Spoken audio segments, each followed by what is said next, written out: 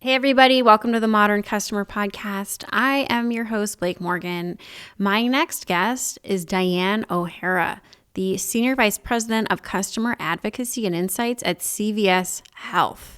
CVS Health is actually a Fortune 4 company. They have 130,000 employees, $5 billion in revenue, and you basically can't open the news without hearing about CVS Health because they are such an important part of at least the American economy and healthcare in general.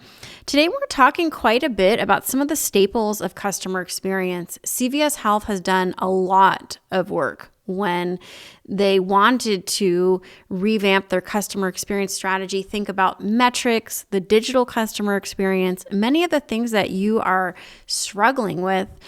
Diane has extensive experience in customer service, customer experience. She was formerly at Medallia, before that at Citibank. She's just a great interview.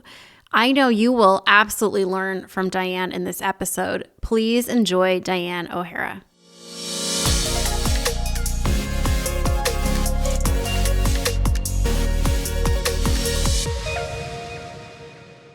Diane, welcome to the Modern Customer Podcast. Where are you calling in from today? Hey Blake, I am calling from beautiful Wilmington, Delaware on the East Coast. Oh, amazing. Okay, so we have a lot to talk about. I mean, your background's incredible. You have worked in finance at Citibank. You've worked on the solution provider side at Medallia. CVS Health is one of the most modern companies when we think about healthcare consumers and what the modern customer wants. So you have an incredible background. For our listeners that don't know you, can you just talk about your own career path and how you came into this role at CVS Health? Yeah, sure. So I spent the first, actually over 25 years of my career in financial services, and all of that time on the consumer side, most of it in the analytics organization, actually. And over time, my role morphed to include things like market research and customer experience. And that was really seminal for me because prior to having that experience coming from the analytics side of the house, I always thought a little bit that customer experience, I was a little bit soft, right? But really diving in, it allowed me to see both the potential and the impact that customer experience can have from a quantitative standpoint. So led that organization at Citi for what at the time was our global consumer organization, and then had the opportunity to go to the other side of the house, to the provider side, and spend almost 5 years at Medallia, which for me was just an amazing experience because it allowed me to see what was happening in the customer experience space across industry, across geographies. Had a great time there, and then joined CVS just under 2 years ago to lead their customer advocacy and insights group, which, to your comment, was such an exciting and unique space. If you think about where CVS Health played at that point in time in COVID in terms of vaccination and the testing work, and something that I think a lot of your listeners may or may not know, is that CVS Health is actually a Fortune 4 company. So in addition to the stores that I think everybody associates with the brand, we also have Aetna Insurance and Caremark, which is a pharmacy benefits management company. So the breadth and the scale of the organization are super interesting. Yeah, a little asterisk, like, yeah, this is actually one of the biggest companies in the world. Let's talk about your title. Title with customer experience does matter. It is so different at every company. You run a team. What does it mean to lead customer advocacy and insights? Is that the contact center? What does it look like? It's a great question. So it is not the contact center. It is an organization that for us sits at the enterprise level. So we have the three major business units that I mentioned earlier. My team sits at the enterprise level. So we work across with all of the business units. And our purpose is really to represent the consumer and the customer at the table. So we collect all the feedback on our customers. We combine that feedback with operational data. We analyze it. We work with the organizations to understand where our biggest opportunities are. And at the end of the day, we're the team that helps make sure that we are delivering to the customers and to our consumers the experiences that they want and that they should have. The other part of my role, the insights component, is think of that as market research. So all of the market research that's tasked with understanding what do consumers want, what do clients want, again, for each of those three businesses and across the enterprise sits in my organization. So, with so many consumers, being an advocate for such a large and diverse customer base, when you started in the role, where do you even begin? What does day one look like? Yeah, such a good question. So for us, we actually created a framework because when we looked across CVS Health, one of the things that was really apparent is it's an organization that's super complex and that actually had customer experience functions or activities that were at different levels of evolution across the organization.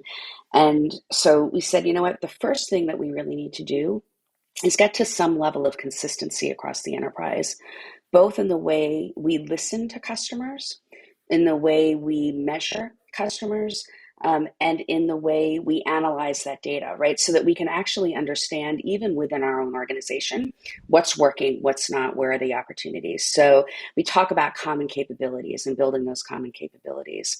So that's really the first thing that we did, because at the end of the day, my belief is that effective customer experience is all about driving action across the organization. You know, you said something in one of your recent podcasts that I loved. It was that customer experience is a decision, right? And I think that's so true. But in order to make a really good decision, you need to have data, right? You need to have the right level of information. So first thing was about creating those common capabilities.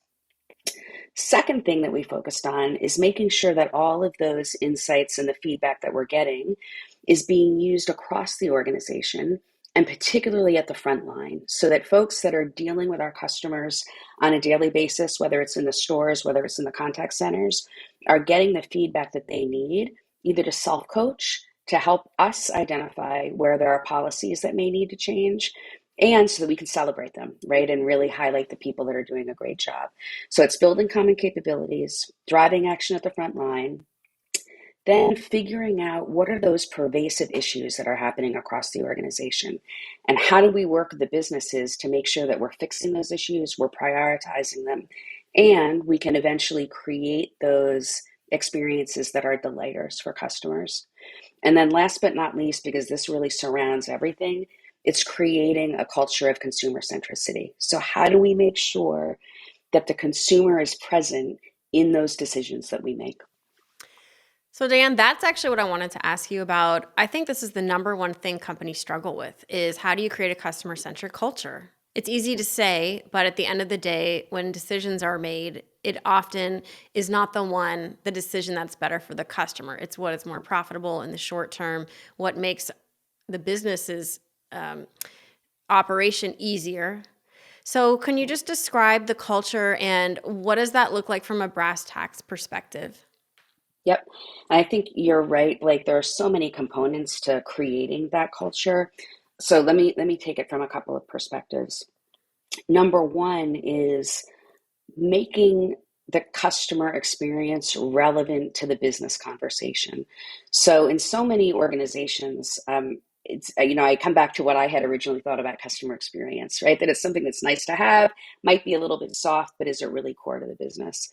So one of the things that we've done is make sure that we can tie pretty directly an improved customer experience to the metrics that matter for the business, right? So we're an NPS company, we measure NPS, but we can also understand the impact of an improved experience on things like retention, sales volume, so forth and so on. So that often is the first step because that gets the attention of people, right? So it's almost like you're dealing with hearts and minds. So the mind part is we have to make sure that we have the data. We have to make sure that we can tell the story that, hey, this is actually not just the right thing to do. It's also a business decision. It's also going to impact your business in a positive way. But then there's also the heart component, right? So the other thing that we've been really focused on is thinking about ways to make the customer and the consumer experience real to everybody in the organization. Because in an organization the size of CVS Health, you have people that are layers and layers removed from those direct customer interactions. So we're doing that in a number of ways. And some of them are actually very simple. can collect customer feedback, not only written feedback, but also video feedback. Those videos are super powerful, right? When you're sitting in a room of executives and you're talking about a problem and you're talking about, what some of the impacts are and the metrics, helps you to understand it. But when you put a video up there and you see the emotion in the customer, you see the challenges that sometimes we create for them, it really changes the conversation and helps humanize. So we use those videos wherever we can. We've done work to we do a lot of internal PR, I'll call it. So we go to town halls all the time, talk about our process, talk about what the impact is, talk about what we're trying to do. We've created communities on our internal website. So there's a lot of knowledge building and education, right? There's the economic component I talked about, and then the other side of the coin, which I think is so important, is our colleagues, right? And thinking about our colleagues. And when you're building that culture, how do you make sure that the actions that we want our colleagues to take are really clear? So the other thing that we've been working on is actually developing a set of what we're calling consistent service actions that will result in a consumer experience that's similar whether you're interacting with a CVS customer at a store, whether you're interacting with somebody in a contact center. But we're just piloting those now. But we're actually putting some very discrete things in place to help our colleagues understand how to demonstrate those actions. But it really is about pushing on all of those different levers. So the financials, the emotional component, the relevance component. And, our goal is eventually that just the way when you're building a business case, you know what your revenue is, you know what your costs are, we want to make it clear that we also need to understand what's the impact of the customer experience and what's the impact of the colleague experience as well. So you hit on something that literally we could do a whole book, a whole show, a whole movie about measurement. How do we measure it? How do we track it? How do you track? What advice do you have for those that really aren't at your level, that are just starting out and they want to be able to track better customer experiences, easier service experiences to revenue down the line?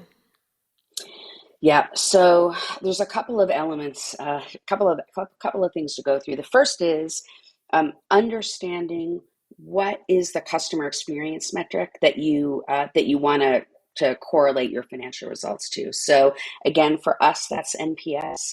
You could do the same thing if you're looking at an overall satisfaction metric, whatever it might be, but be clear on the customer experience metric that you're looking at. That's number one. Number two, I think it's really important as a customer experience professional that you need to understand the drivers of the business, right? So what are those levers of the P&L that really matter? And once you understand what those are, that helps you hone in terms of understanding when you see customer experience metrics improve, what then is happening to those other metrics. So it's really important to understand what those levers are for each business, and it's going to differ, right, for each business depending on the nature of the industry. So what's your target customer experience metric? What are the metrics that are important from a business standpoint? Then you can often you can either take the data if you already have it and look over time to understand as customer experience improves, what is the impact on those different levers, or you can set up test and control environments, right? Where you say, you know what, I'm going to take a region, I'm going to take a set of stores, whatever it might be. I'm going to do some things that impact the customer experience. And then I'm also going to see, okay, as the experience improved, what happened to my cost of contact? What happened to if it's a contact center, what happened to the time on the phone? Did my calls go down, right? So it's really understanding the relationship between that customer experience metric and the business metrics that you're trying to measure. Net Promoter Score is used by almost every business, but some say that it isn't as accurate because agents, for example, can game it. They can ask for the good score. Maybe not all of your customers are surveyed, the ones that you actually really want to hear from. So have you thought, well, maybe Net Promoter Score in the long run isn't going to fit, or are you a diehard NPS fan? So I'm a pretty diehard NPS fan, and here's why. I think that how you use, right, the metric itself is really important. For me, the NPS is less about a metric and more about the system that surrounds it. And here's what I mean by that. I think in any, you talked about people gaming the system, right, and asking for certain scores. In my experience, that happens no matter what metric you're using, right? And that really is a cultural phenomenon. And that comes back to making sure that as we talk about improving the experience, it's really viewed as an opportunity and more of a carrot than a stick, right? Because whenever you're dealing with compensation and customer experience, regardless of the metric, you can have those behaviors that aren't really what you want to have. So I think dealing with that, right, in a way that talks about the opportunity is really important. But from an NPS standpoint, there's a couple of things that I really love about it. Number one, to your point, it's pretty prevalent, so it's becomes easier in some ways to measure our performance versus those outside our industry, right, outside of ourselves, get a competitive view. It's relatively simple and it's somewhat intuitive, right, because you're asking somebody would they recommend or would they not. But here's what I really love. If you think about how NPS works, you can improve that score either by reducing the number of detractors, right? So people that aren't having a great experience, or by increasing the number of promoters, right? So really getting to delight. And that to me is a real difference maker because when you think about satisfaction, as an example, people may say, yeah, I'm satisfied. I went, nothing went wrong. I kind of got what I wanted. It's a higher bar, right, to recommend or to create delight. So for us, by focusing on NPS, it really forces us to think about not only how do you fix those pervasive issues, but how do I create those moments of delight, right? And how do we become really much more proactive as an organization in creating those promoters, right? So it gives us two different levers to use to really improve the experience. One of the big challenges of running, let's say, even a pharmacy is once you make a small change, there are huge ripple effects across the country and challenges. But obviously, there is a need to start making these services more personal, to bring medicines to customers in their homes. We've all had that experience of waiting at the pharmacy, waiting in line and people are sick and the pharmacist is doing 10 things. It's difficult. So there's such an opportunity. And I'm not saying CVS does this, but for example, competitors, like it's just not always easy to get the medicine that you need. Looking to the future of this industry, like what are some of the goals for CVS and how they'd like to be even more personalized? Or maybe some of the programs you're working on or rolling out now to create a more personal, digital, easy experience for customers. Yeah, I think you hit on something really important, Blake, which is this notion of digital, right, and omni-channel. So you hear omni-channel all the time, but I think that's increasingly important, particularly in the pharmacy space. You mentioned all of the things that our pharmacists are dealing with, and add on top of that, you know, again, post-COVID, you now have vaccinations happening, right? You've got all of these other things happening in the pharmacy. So for us, it's really important to make sure that we are providing a variety of channels through which consumers can interact with us by their choice, right? So we're not necessarily forcing you to one channel or another, but there are channels that make it easy for you to get what you want when you want it, and that we're communicating super clearly like through those channels. So, COVID in some ways was actually uh, a positive for us in that it proved we could move, I think, much more quickly than maybe we initially thought we could. So if you go back to just when the vaccines were coming out, we had to figure out pretty quickly how can you schedule a vaccine online, right? Because now everything's online because everybody's sitting in their homes. So how do you create a capability where you're scheduling a vaccine online? You've got somebody coming into the pharmacy, you're actually putting shots in the arm in the pharmacy, right? And then you're closing that experience loop, probably digitally. That forced us to really act in a much more omni-channel and interconnected way than we had to in the past. But those capabilities are things now that we're continuing to pull through, things like buy online, pick up in store, right? Things like having your medicines delivered to your home. But to your point, it is all about finding ways to connect across all of those multiple channels in a way that just make it as seamless as possible for the customer. And we continue to iterate on that and continue to test because I think that's where you're really going to see the efficiency, because it's never going to be fully digital, right? So it's No, finding that right balance. absolutely. So, as somebody that's had a lot of experience, what would you say to a company where the C level suite is not engaged with customer experience, but they want to be customer centric? Do you think, in your experience, that the C suite has to be engaged, has to talk about it, or else it's not going to happen? I I do actually. I think that I do. I think that having that consistent voice from the top of the house is just really important. We're really fortunate at CVS Health. Karen Lynch is a tremendous advocate. If you listen to her, she talks all the time about being the most consumer-centric health solutions company, and that follows through because our goals. If you look at the goals of the organization, right, they are consumer-centric. If you look at our scorecards, they're consumer centric, and it keeps it top of mind for people, right? Because it's so easy when you're in your day job, right? If it's not a part of that culture, to forget about it. And so, in my experience, the companies that do this right um, have that voice at the C level coming from the top. Otherwise, I think it's an uphill battle. I don't make It's not impossible, but it's definitely more of an uphill battle because you're educating, you're convincing, you're influencing, but it really helps to have that strategic focus from the top.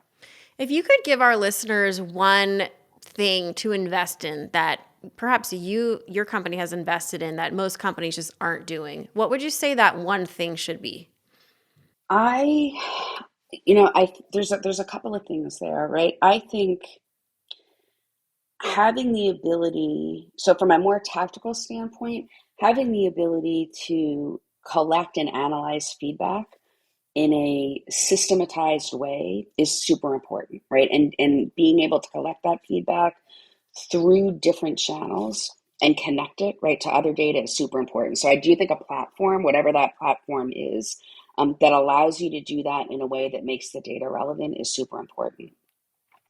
But the other thing I would say is there's almost an organizational investment, Blake. If I think about the way our team is structured, right, it's an investment to create a group focused on customer experience at the enterprise level.